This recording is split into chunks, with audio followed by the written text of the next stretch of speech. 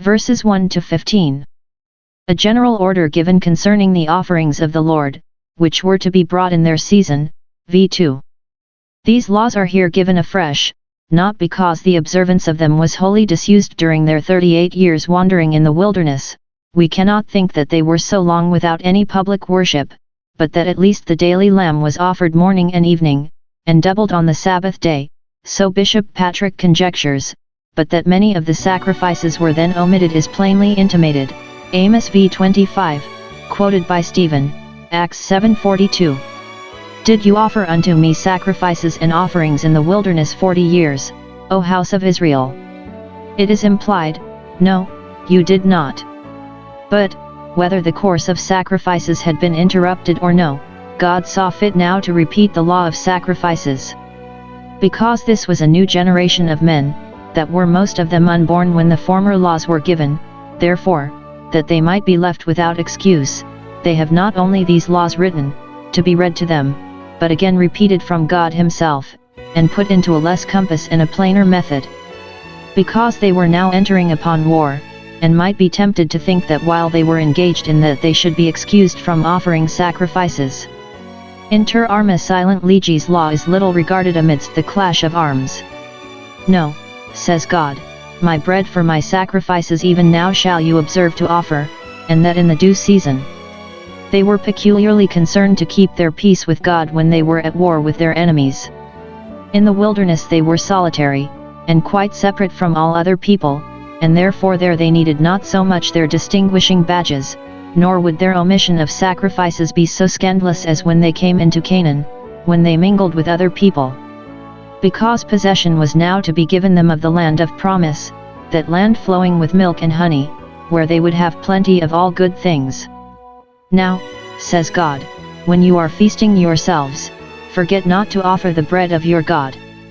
Canaan was given to them upon this condition, that they should observe God's statutes, PS 105:44, 45. The particular law of the daily sacrifice, a lamb in the morning and a lamb in the evening, which, for the constancy of it as duly as the day came, is called a continual burnt offering, v3, which intimates that when we are bidden to pray always, and to pray without ceasing, it is intended that at least every morning and every evening we offer up our solemn prayers and praises to God.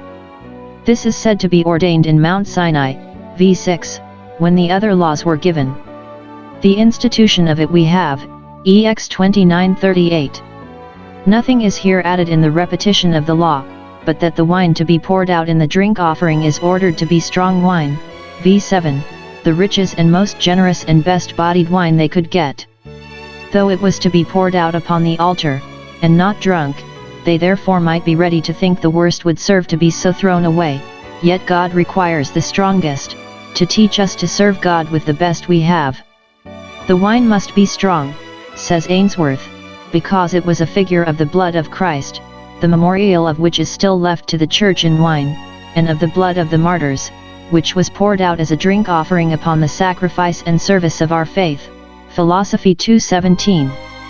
The new moons and the Sabbaths are often spoken of together, as great solemnities in the Jewish Church, very comfortable to the saints then, and typical of gospel grace.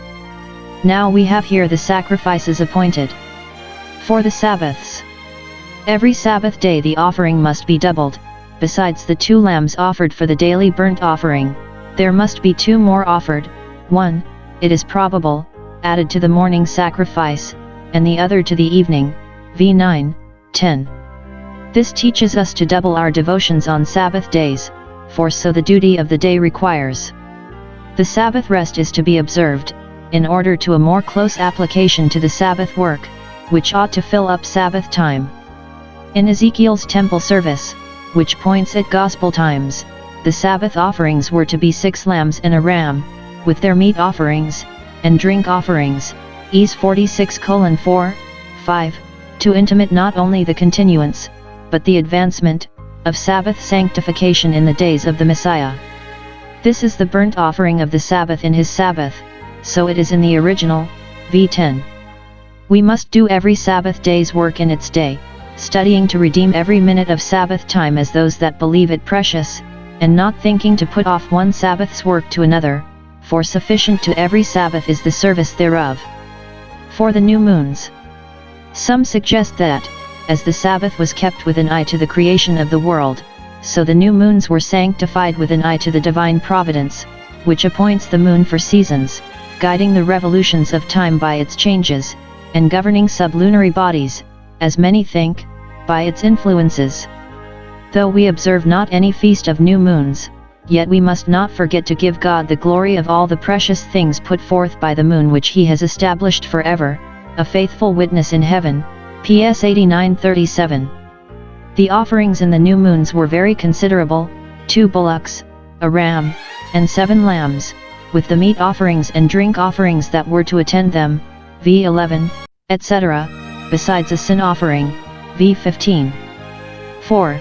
When we give glory to God by confessing his mercies, we must give glory to him likewise by confessing our own sins, and, when we rejoice in the gifts of common providence, we must make the sacrifice of Christ, that great gift of special grace, the fountain and springhead of our joy.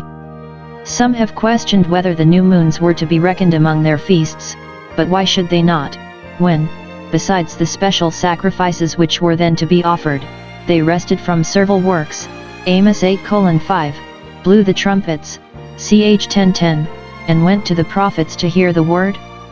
2 Key 4:23. And the worship performed in the new moons is made typical of gospel solemnities, ISA 66:23.